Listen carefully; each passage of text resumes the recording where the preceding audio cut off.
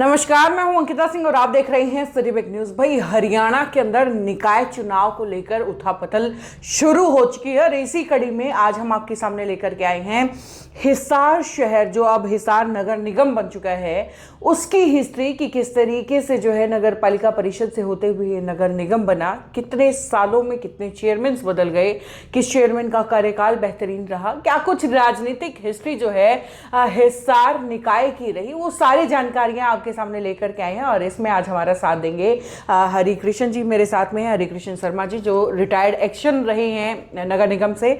सब स्वागत है। नमस्कार जी, सभी आपके बिग न्यूज के दर्शकों का और आपका हार्दिक हार्दिक स्वागत है, अभिनंदन है जी। सर, सन 1987 से लेकर के 2021 तक जो है आप रिटायर्ड एक्शन रहे हैं और 21 में जो है आपने रिटायरमेंट ले ली। सभी चेयरमैन का कार्यकाल आपने देखा।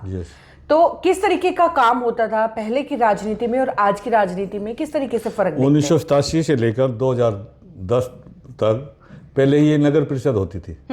उस समय नगर परिषद के पास सीमित साधन होते थे, ग्रांट बहुत ही कम मात्रा में आती थी और अपने इनकम से ही सभी एम्प्लॉइजों को पे देनी पड़ती थी। ठीक है। 1987 में जैसे कि देवीलाल जी की सरकार आई, उससे पहले 68 में चुनाव के बाद 87 में हुए, उसमें श्री राम भगत गुप्ता जी प्रथम प्रधान बने, यानी कि 1987 में जी, जो उनका कार्यकाल 1991 तक रहा। श्री राम भगत गुप्ता जी जो आप बता रहे हैं, संजय गुप्ता जी के फादर। हाल ही में जो एक बहुत बड़ा मामला आपने देखा हो कि हिसार में जो है एक गाड़ियों के शोरूम के ऊपर गन फायरिंग की गई थी। संजय गुप्ता जी का वो जो है शोरूम था और उनके फादर साहब की आप बात कर रहे हैं जी। उनके फादर साहब के समय में ये नगर परिषद का जो कार्यालय है नगर निगम का वो बना। उसके अलावा फायर ब्रिगेड का कार्यालय भी उनके समय का निर्माण हुआ। ये जो आपके सामने अग्रसेन मार्केट है, ये भी उनके समय में निर्माण हुआ था, उन्हीं के टाइम पे वो डेवलप हुई है। ठीक है। उसके बाद बहुत सारे और चेयरमैन रहे। हाँ जी। 1995 में श्री कृष्ण सिंगला जी प्रधान बने, किंतु 2 बच्चों के केस में उनको उठना पड़ा। उसके बाद एक्टिंग प्रेसिडेंट श्री बिहारी, उसके बाद 1996 बहुत सारे चेयरमैन को मिला करके रहे। हम सालों की अगर बात ना करें तो 2 चेयरमैन को हटाया गया था बीच मौके से। सबसे पहले कृष्ण सिंगला जी को हटाया गया, हनुमान एरन जी को हटाया गया। क्या रीजन रहा, कारण क्या रहा? विधानसभा हरियाणा ने एक रेजोल्यूशन पास किया था कि इस डेट के बाद 2 बच्चों के बाद तीसरा बच्चा जब हो जाता है वो प्रधान की योग्य नहीं होगा। ठीक है। ये कृष्ण सिंगला जी भी, हनुमान एरन जी भी, इनका तीसरा बच्चा हुआ तो एज पर जो नियम था, जो कुछ पार्षदों ने शिकायत की तो उसके बाद इनको हटा दिया गया जी। और इनको हटाने के बाद जिस तरीके से राजनीति के अंदर बात करें तो ये हटाने का सिलसिला तो इसी कारण से नहीं, बहुत कारणों से रहा। हाँ। मैंने सुना है कि लगातार जो है चेयरमैन के ऊपर प्रेशर रहता था। रोज जो है पार्षद कभी इस पाले में कभी उस पाले में, रोज जो है ये हटाने का प्रेशर उनके ऊपर रहता था। ऐसे था बहन जी, ये जो आपने पता है कि कैसे प्रेशर था कैसे नहीं, क्यों, उससे हमारा कोई संबंध नहीं होता था। जो चेयरमैन की कुर्सी बैठ जाता था वो ही नगर परिषद का चेयरमैन होता था जी। ये आपकी बात बिल्कुल ठीक है कि संबंध आपका नहीं होता था, लेकिन ये चीजें होती थी उस टाइम पे, चेयरमैन के ऊपर प्रेशर रहता था। ये सुनने में आता था किंतु हमने ऐसा देखा नहीं। ठीक है। और जिक्र सुने कि खरीद फरोख्त भी बड़ी हुआ करती थी पार्षदों की, तो वो कभी आपने देखा? नहीं, मैंने इसके बारे में नहीं पता। किससे तो सुने होंगे आपने? किससे तो चलते रहते हैं क्या हुआ क्या नहीं, किंतु इसके बारे में मैं ज्यादा नहीं कुछ कह सकता, ना मुझे इतना पता है। चर्चा नहीं करना चाहते हैं आप जी। चलिए, उसके बाद अगर बात करें तो जिस तरीके से पहले के जमाने में जो है खुद पार्षद मिलकर के अपना चेयरमैन को चुनते थे और आज डायरेक्ट इलेक्शन होता है मेयर का। पहले के जमाने में चेयर के पास ज्यादा पावर होती थी, आज के जमाने में मेयर के पास ज्यादा। हरियाणा म्युनिसिपल एक्ट 1973 के अनुसार प्रधान के पास पूरी पावर होती थी। ठीक है। क्योंकि उसके पास अंडर सेक्शन 35 में कोई भी एस्टीमेट इमरजेंसी में पास करने का भी अधिकार था। अब ये मेयर के पास ऐसा कोई अधिकार नहीं है, किंतु ये भी है कि डायरेक्ट जनता से चुना मेयर से जनता की उपेक्षा ज्यादा हो जाती है कि वो कार्य करेगा। ठीक है।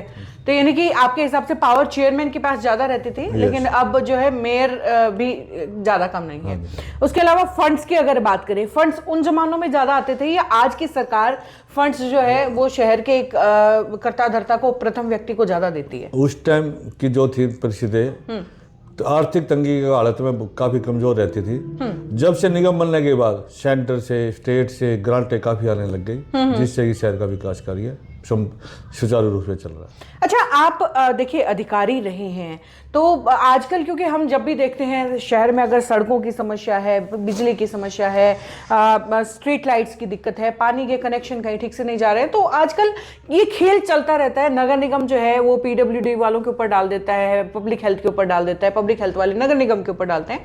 ये क्या खेल चल रहा है, क्यों जो है इस तरीके से होता है? बाकी शहरों में ऐसा क्यों नहीं है, हिसार के अंदर खासतौर से ऐसा क्यों? जैसे कि आपको मालूम ही है कि सीवरेज और पानी वाटर सप्लाई का कार्य जन स्वास्थ्य विभाग देखता है जी, जबकि अन्य निगम फरीदाबाद, गुड़गांव, करनाल में सारा ही काम नगर निगम के जुम्मे है। ठीक है। यदि ऐसा ही कार्य नगर निगम हिसार के पास भी हो जाए तो समस्या का समाधान होने की काफी संभावना रहेगी। तो कारण क्या है, क्यों हिसार के अंदर ये एक अलग से जो एक रूल चल रहा है और वहां पे सारी चीजें एक ही छत के नीचे एक ही जगह पर है? ये तो सरकार इसके बारे में बता सकती है, किंतु पीछे प्रयास हुए थे कि सारा एक ही छत के नीचे आ जाए जी।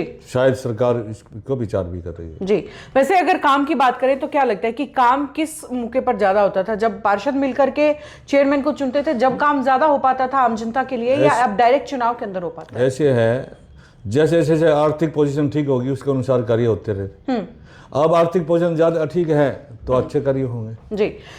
अधिकारी रही हैं, इसी नाते सवाल पूछना चाहूंगी कि किस चेयरमैन की कमांड जो है अधिकारियों पे सबसे स्ट्रॉन्ग रही, जो सबसे ज्यादा जो है अधिकारियों से अपना काम निकलवा पाता था, उनके ऊपर रूल कर पाता था, कमांड कर पाता था? सभी चेयरमैनों का कर्मचारियों के साथ सद्भावना का रूप रहा, मेल जोल से सभी कार्य करते रहे। ठीक है, तो मतलब कोई भी सब इक्वल है, थोड़ा सा 19-20 का फर्क तो रहा होगा। सभी चाहते हैं कि मेरा नाम हो, सभी अपनी जितनी भी ताकत होती है उनके अनुसार कार्य करते रहे और कार्य करना भी चाहिए था जी।